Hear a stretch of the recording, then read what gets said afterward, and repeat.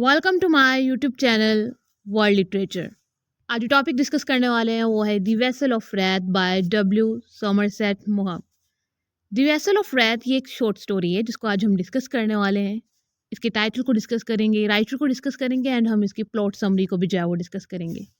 इसके टाइटल का जो मीनिंग है वो बहुत इंटरेस्टिंग है जो कि हम आगे चलकर डिस्कस करने वाले हैं। तो अपना लेक्चर जो है वो स्टार्ट करते हैं। फर्स्ट ऑफ ऑल राइटर को डिस्कस कर लेते हैं। विलियम सॉमरसेट की बर्थ हुई थी 25 जनवरी 1874 में एंड इनकी डेथ हुई थी 16 दिसंबर 1965 में।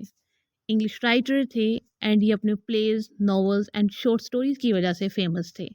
इनकी बर्थ जो है वो पेरिस में हुई थी एंड वहाँ पे इन्होंने अपनी लाइफ के फर्स्ट 10 ईयर्स जो है वो स्पेंड किए थे एंड इनकी जो स्कूलिंग है वो इंग्लैंड की है। फर्दर जो है वो अपनी शॉर्ट स्टोरी का इंट्रोडक्शन हम डिस्कस करते हैं। दी वेसल ऑफ रैथ ये जो शॉर्ट स्टोरी है इसको 1931 में सॉमरसेट ने लिखा था एंड इसको फर्स्ट टाइम जब पब्लिश करवाया गया था वो अप्रैल 1931 में हर इंटरनेशनल कॉस्मोपॉलिटन ये एडिशन था उसमें इसको पब्लिश करवाया गया था। 1933 में इस शॉर्ट स्टोरी को दी वेसल ऑफ रैथ को सॉमरसेट की एक बुक थी किंग उसमें इंक्लूड किया गया था एंड 4 टाइम्स जो है ना वो इस शॉर्ट स्टोरी पर जो है वो मूवीज़ भी जो है वो बनाई गई हैं। फर्दर जो है वो हम अब टाइटल को डिस्कस करते हैं। ये जो आपको स्क्रीन पर लाइंस शो हो रही हैं ये ओरिजिनल लाइंस हैं जहाँ से ये जो है वो टाइटल लिया गया है, जहाँ से ये टाइटल इंस्पायर हुआ है। एक्चुअली में ये बिब्लिकली इंस्पायर्ड टाइटल है जो कि रोमन्स 9:22 कोट से जो है ना ये लिया गया है। अब उस कोट में क्या कहा जाता है? कहा जाता है जैसे कि एक पोटर के पास पावर होती है कि वो अपनी क्ले को किसी भी शेप में जो है ना वो मोल्ड कर सकता है या फिर वो उसको कोई भी जो शेप है ना वो दे सकता है। एंड इसी तरह से गॉड के पास भी पावर है, गॉड के पास भी ये स्ट्रेंथ है कि वो ह्यूमंस की लाइफ को किसी भी वे में जो है ना वो लेकर जा सकता है या फिर गॉड के पास इतनी पावर है कि वो अपनी विल के अकॉर्डिंग किसी भी ह्यूमन की लाइफ को जो है वो चेंज कर सकता है। दी वेसल ऑफ रैथ एक्चुअली में यहाँ पर गॉड की पावर को डिस्क्राइब किया गया है कि वेसल का मीनिंग होता है ह्यूमन। सो गॉड के पास ये पावर है कि वो 2 टाइप्स के वेसल्स जो है ना वो उनको क्रिएट कर सकता है। सबसे पहले जो है वो वेसल्स ऑफ रैथ है, मींस के डिस्ट्रक्शन के ह्यूमन बींग्स जो कि अपनी लाइफ में बहुत ज़्यादा सिंस करते हैं और एट द एंड जो है ना वो उनकी लाइफ डिस्ट्रॉय हो जाती है और उनके सिंस ही उनके डिस्ट्रक्शन का जो है वो रीज़न बनते हैं। जैसे कि created for destruction and endured by God to demonstrate his wrath and power. Means के गॉड चाहे तो किसी इंसान की लाइफ को चेंज भी कर सकता है और अगर गॉड चाहे तो किसी इंसान की लाइफ को जो है वो डिस्ट्रॉय भी कर सकता है। तो सारी जो पावर है, जो स्ट्रेंथ है वो किसके पास है? गॉड के पास है। और दूसरी टाइप के जो वेसल्स होते हैं वो मर्सी के होते हैं जो कि ग्लोरी के लिए बने होते हैं, जो अपने सिंस के लिए जो है ना वो रिपेंट करते हैं गॉड के सामने एंड देन गॉड जो है वो उन्हें माफ़ कर देते हैं, फॉरगिव कर देते हैं एंड उन पर जो है ना वो मर्सी करते हैं। एंड जो आज हम शॉर्ट स्टोरी डिस्कस कर रहे हैं उसमें जो हमारा प्रोटैगनिस्ट है वो जिंजर टेड है। अब जिंजर टेड जो है ना वो एक ड्रंकर्ड मैन था। वो अपनी सारी लाइफ जो है ना वो सिंस करता है क्योंकि ड्रिंकिंग जो है वो एक सिन है। अब जब वो अपनी सारी लाइफ ड्रिंकिंग करता है तो एट द एंड क्या होता है? उसकी लाइफ में चेंज आता है और वो क्रिश्चियनिटी की तरफ आता है, गॉड की तरफ आता है और गॉड को जो है ना वो एक्सेप्ट कर लेता है। लेकिन वो अपनी पूरी लाइफ जो है वो गॉड को एक्सेप्ट नहीं करता है, गॉड के अगेंस्ट चलता है। बट एट द एंड जो है ना वो गॉड ने उसके ऊपर मर्सी की और उसे जो है ना वो अपना शेल्टर दिया। सो यहाँ पे ये जो टाइटल है द वेसल ऑफ रैथ यही रिप्रेजेंट करता है कि जैसे कि एक पोटर के पास ये कंट्रोल होता है कि वो अपनी क्ले को कंट्रोल कर सकता है, इसी तरह से हमारे क्रिएटर के पास ये कंट्रोल है, गॉड के पास ये कंट्रोल है कि वो हमारी लाइफ्स को जो है वो कंट्रोल कर सकता है और हमारी लाइफ को जो है ना वो अपनी विल के अकॉर्डिंग चेंज भी कर सकता है, चाहे फिर वो पॉजिटिव वे में हो चाहे वो फिर नेगेटिव वे में हो। अगर हम अपने सिंस पे रिपेंट करेंगे तो गॉड जो है वो हम पर मर्सी करते हैं और अगर हम अपने सिंस पे रिपेंट नहीं करते हैं और अपने सिंस के लिए जो है वो गॉड के सामने जो है वो क्राई नहीं करते हैं तो हम पर जो है वो रैथ होता है और जो ह्यूमन बींग्स की लाइफ है वो डिस्ट्रॉय हो जाती हैं।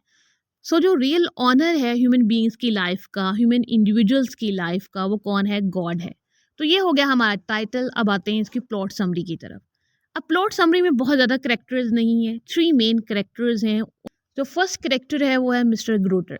अभी जो मिस्टर ग्रोटर है वो एक जज है, एक पुलिसमैन है और रेवरेंड ओवन जोन्स। अब ये जो रेवरेंड ओवन जोन्स है ये मिस्टर ग्रोटर के घर पर आता है और उससे आकर जो है ना ये कुछ बात करता है। اب وہ یہ بات یہ کرتا ہے کہ مسٹر گروٹر کے پاس یہ پاور ہے کہ وہ لوگوں کو جو ہے نا وہ ریلیگیٹ کر سکتا ہے. مینس کہ اگر کوئی سن کرے، کرائم کرے، تو یہ اس کو جو ہے نا وہ پنشمنٹ دے سکتا ہے. اینڈ اسی ریورنڈ اوون جونس چاہتا ہے کہ وہ جنجر ٹیڈ کو جو ہے نا وہ پنش کرے، کیونکہ جنجر ٹیڈ کا جو ہے نا وہ دوبارہ سے پولیس کے ساتھ کوئی ٹربل ہوئی ہے. کیونکہ جنجر ٹیڈ جو ہے نا وہ ایک ایسا انسان ہے جو بہت زیادہ ڈرنکنگ کرتا ہے. اس کے پاس بیئر کو ڈرنک کرنے یا پھر کسی بھی ٹائپ کی جو ڈرنکنگ ہے اس کے علاوہ کوئی کام نہیں ہے. یہ ڈرنکنگ کر کے ویکس ایون کہ منتھس تک جو ہے نا یہ پڑا رہتا ہے، اور یہ ہیوی ٹائپ کے جو ہے نا وہ ڈرنکنگ کرتا ہے. اور ریورنڈ اوون جونز جو ہے نا وہ جنجر ٹیڈ کو بالکل بھی پسند نہیں کرتا ہے، اور وہ چاہتا ہے کہ اس آئی لینڈ سے اس گریٹسٹ ایول کو جو ہے وہ ختم ہو جانا چاہیے. یہ جو ایک ڈرنکنگ مین ہے اس کو ختم ہو جانا چاہیے. مسٹر گروٹر جو ہے وہ جنجر ٹیڈ کو کہیں نہ کہیں لائک کرتے ہیں، کیونکہ مسٹر گروٹر کو یہ لگتا ہے کہ اگر کوئی نارمل ہیومن بینگ اس آئی لینڈ پہ ہے تو وہ جنجر ٹیڈ ہی ہے جو کہ ڈرنکنگ کرتا ہے. کیونکہ مسٹر گروٹر خود جو ہے وہ ڈرنکنگ کو لائک کرتے ہیں، تو وہ اپنا پارٹنر کھو دیں گے اگر جنجر ٹیڈ کو جو ہے وہ پنش کریں گے. مسٹر گروٹر جنجر ٹیڈ کو جو ہے نا وہ دوسرے پریزنر کے ساتھ دوسرے آئی لینڈ پہ جو ہے نا وہ ہارڈ ورک کے لیے بھیج دیتے ہیں، اور انہیں کہتے ہیں کہ 6 منتھ تک تم جو ہے نا وہ وہیں پہ رہو گے اور تمہاری یہی جو ہے نا وہ پنشمنٹ ہوگی. اب کچھ دن بعد کیا ہوتا ہے کہ مسٹر جان جو ہے نا وہ بیمار پڑ جاتے ہیں. اب جب یہ بیمار پڑ جاتے ہیں تو کسی دوسرے آئی لینڈ پہ جو ہے نا وہ آپریٹ کرنے جانا تھا، تو ان کی سسٹر کو جانا پڑتا ہے، مس جان. اب مس جان جو ہے نا وہاں جاتی ہیں، وہاں پہ جو ہے نا ان کا آپریشن سکسیزفل ہوتا ہے، اور اب انہیں جو ہے نا واپس اپنے آئی لینڈ پہ آنا تھا. تو یہ وہاں پہ جا کر جو ہے نا وہ بوٹ کا ویٹ کرتی ہے. اب جب یہ بوٹ کا ویٹ کر رہی ہوتی ہے تو شام بھی ہونا شروع ہو جاتی ہے، اور انہیں بارو جو ہے نا وہ اس سے پہلے جو ہے وہ پہنچنا ہوتا ہے. اب وہاں پہ پہنچنا تو ہوتا ہے، لیکن جب یہ دیکھتی ہے کہ بوٹ میں جو ہے نا میں بالکل اکیلی ہوں. بوٹ میں تو وہ اکیلی ہی تھیں، بٹ وہ جب دیکھتی ہیں کہ یہاں پہ تو جنجر ٹیڈ بھی ہے اور بھی جو ہے وہ پریزنرز ہیں اور میلز ہیں، تو یہ کافی زیادہ جو ہے نا مسٹر جان کی سسٹر پریشان ہو جاتی ہے. اور کیا ہوتا ہے کہ ان کی بوٹ جو ہے وہ وہیں پہ خراب ہو جاتی ہے. اس کے بعد انہیں جو ہے وہ نائٹ وہیں پہ اسپینڈ کرنا پڑتی ہے. اب یہ سارے پریزنرز اور جنجر ٹیڈ جو ہے وہ مل کر یہاں پہ ڈرنکنگ کر رہے ہوتے ہیں، اور جو مسٹر جان کی سسٹر ہے وہ کافی زیادہ فرسٹریٹڈ اور پریشان ہوتی ہے، اور دور جا کر جو ہے نا وہ روک پر بیٹھ جاتی ہے تاکہ جو ہے نا میں ان سے چھپ کر رہوں، یہ کہیں میرا ریپ نہ کر دیں. تو وہ کافی ڈری ہوئی ہوتی ہے. مسٹر جان کی جو سسٹر ہیں وہ ساری رات جو ہے نا وہ ایسے ہی گزارتی ہیں، ایون کہ سب لوگ جو ہے وہ سو جاتے ہیں. اینڈ بعد میں مسٹر جان کی جو سسٹر ہیں مس جان وہ بھی سو جاتی ہیں، اور جب یہ صبح اٹھتی ہیں تو خود پر جو ہے نا وہ کچھ راکس وغیرہ پڑی ہوئی اپنے پاس جو ہے وہ دیکھتی ہیں. تو اس کو جو ہے نا کافی شیم فیل ہوتی ہے، کہتی ہے کہ شاید جو ہے وہ جنجر ٹیڈ نے جو ہے نا مجھے ٹچ کیا ہے، بٹ ایسا جو ہے وہ کچھ بھی نہیں ہوتا، اور سیفلی جو ہے نا وہ اپنے گھر پر پہنچ جاتی ہے.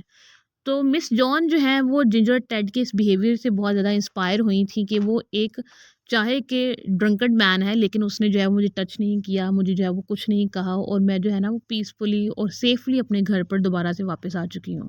اس کے بعد جنجر ٹیڈ کی پنشمنٹ بھی ختم ہو جاتی ہے، اور وہ بھی آئی لینڈ پہ واپس آ جاتا ہے اور اپنی ڈرنکنگ کی ہیبٹ کو جو ہے وہ کنٹینیو کرتا ہے. وہ مسٹر گروٹر سے ملنے جاتا ہے، اور وہیں پہ جو ہے نا وہ مسٹر جان بھی آتے ہیں، اور وہ آ کر جو ہے وہ جنجر ٹیڈ کا جو ہے نا وہ تھینکس کرتے ہیں کہ تم نے جو ہے وہ میری سسٹر مس جان کا جو ہے نا وہ بہت زیادہ خیال رکھا، اور اسے جو ہے نا وہ کچھ کہا نہیں، اور اس کی جو ہے نا وہ سیفٹی کا پورا خیال رکھا. تو جو جنجر ٹیڈ ہے وہ سن کر حیران ہوتا ہے کہ میں نے تو کچھ کیا نہیں، اور میرے تو دماغ میں بھی کوئی ایسی بات نہیں تھی کہ میں اس کو ٹچ کروں گا یا میں اس کا ریپ جو ہے وہ کروں گا. تو وہ کافی زیادہ جو ہے نا وہ آکورڈ فیل کرتا ہے کہ میں نے تو ایسا کچھ سوچا ہی نہیں تھا. اینڈ اس کے بعد جو ہے وہ اگین ڈرنکنگ کرتا ہے، اور ایک ویک تک جو ہے نا وہ سویر ٹائپ کی ڈرنکنگ کر کے جو ہے نا وہ پڑا رہتا. دین کیا ہوتا ہے کہ پورے آئی لینڈ پہ جو ہے نا وہ گریٹ ایپیڈیمک آف کولرا کا ٹائم آ جاتا ہے، اور مسٹر گروٹر کو بھی جو ہے نا وہ ہارڈ ورک کرنا پڑتا ہے، اور وہ انہیں جو ہے وہ انسٹرکشنز کو فالو کرنا پڑتا ہے تاکہ جو ہے نا وہ اس ایپیڈیمک کو جلدی سے جلدی جو ہے نا وہ ختم کیا جا سکے، اور آئی لینڈ کے لوگوں کو جو ہے نا وہ سیو کیا جا سکے. اب یہاں پہ کیا تھا کہ مس جان کو بھی جو ہے نا وہ آپریشن کے لیے جانا پڑنا تھا، تاکہ اس ایپیڈیمک میں وہ لوگوں کو گائیڈ کریں، اور کیا جو ہے نا وہ چیزیں کرنی چاہیے وہ اس بارے میں لوگوں کو انفارمیشن دے سکیں.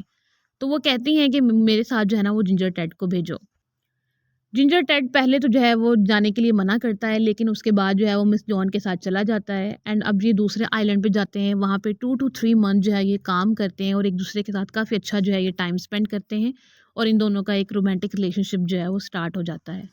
اس کے بعد کیا ہوتا ہے کہ یہ واپس آتے ہیں، مس جان بھی جو ہے وہ بہت خوش ہوتی ہیں، اور جو جنجر ٹیڈ ہے وہ بھی بہت خوش ہوتا ہے. اب جو جنجر ٹیڈ ہے وہ مسٹر گروٹر کو آگے بتاتا ہے کہ میں جو ہے نا وہ مس جان سے شادی کرنے والا ہوں۔ مسٹر گروٹر یہ بات سن کر کافی انہیپی ہوتے ہیں اور اس کے بعد جو ہے نا وہ اس کو بیئر دیتے ہیں، لیکن جنجر ٹیڈ جو ہے وہ کہتا ہے کہ میں نے یہ چھوڑ دی ہے، تو وہ ہنستے ہیں اور کافی زیادہ اسٹرینج بیہیو کرتے ہیں مسٹر گروٹر، اور انہیپی ہوتے ہیں یہ بات سن کر کہ میرا جو پارٹنر ہے یا پھر جو میرا ڈرنکنگ پارٹنر ہے وہ اب میرے ساتھ نہیں رہے گا، تو یہ بالکل بھی جو ہے وہ نہیں چاہتے تھے۔ اس کے بعد وہ کیا کرتے ہیں کہ مسٹر جان کے پاس جاتے ہیں اور مسٹر جان کو جا کر کہتے ہیں کہ تمہاری سسٹر جو ہے وہ شادی کرنے والی ہے۔ مسٹر گروٹر مسٹر جان کے پاس اس لیے گئے تھے تاکہ وہ اسے کہہ سکیں گے اپنی سسٹر کو جو ہے نا وہ روکو، لیکن مسٹر جان کہتے ہیں کہ میری سسٹر کی لائف ہے، وہ جو چاہتی ہے وہ کر سکتی ہے۔ اس کے بعد مسٹر گروٹر مس جان کے پاس آتے ہیں، انہیں کانگریچولیٹ کرتے ہیں، اور اس کے بعد مسٹر جان بتاتی ہیں کہ ہم جو ہے نا وہ ایک لٹل آئلینڈ پہ جائیں گے، وہاں پہ جا کے نا اپنا ہنی مون جو ہے وہ انجوائے کریں گے اور وہاں پہ ایک اچھا ٹائم جو ہے وہ اسپینڈ کریں گے۔ اینڈ دین مس جان جو ہے وہ ان کو ریئلائز ہوتا ہے کہ جنجر جو ہے وہ کتنا گڈ مین ہے، اس نے جو ہے نا وہ کرسچینٹی کو اڈاپٹ کر لیا ہے اور اس نے جو ہے وہ ڈرنکنگ بھی چھوڑ دی ہے اور وہ بہت پیور مین بن چکا ہے۔ اینڈ دوسری طرف مسٹر گروٹر جو ہے وہ بہت زیادہ شاک تھے یہ چینج دیکھ کر جنجر ٹیڈ میں، کیونکہ وہ یہ چینج جو ہے وہ ایکسپیکٹ نہیں کر رہے تھے۔ اینڈ اسی کے ساتھ یہ جو اسٹوری ہے وہ ختم ہو جاتی ہے۔ اینڈ اب اگر ہم اس ٹائٹل کو یہاں پر اپلائی کر کے دیکھیں، جنجر جس نے اپنی پوری لائف جو ہے وہ جسٹ سنس کیے تھے، گاڈ کے اگینسٹ رہا تھا، بٹ ایٹ دی اینڈ کیا ہوتا ہے کہ وہ گاڈ کی طرف جاتا ہے، کرسچینٹی کی طرف جاتا ہے، اور گاڈ جو ہے نا اس پر اپنی مرسی کرتے ہیں۔ آج کے لیکچر میں بس اتنا ہی۔ ویڈیو کو لائک اور شیئر اور چینل کو ضرور سبسکرائب کیجیے گا۔ Thanks for watching my channel.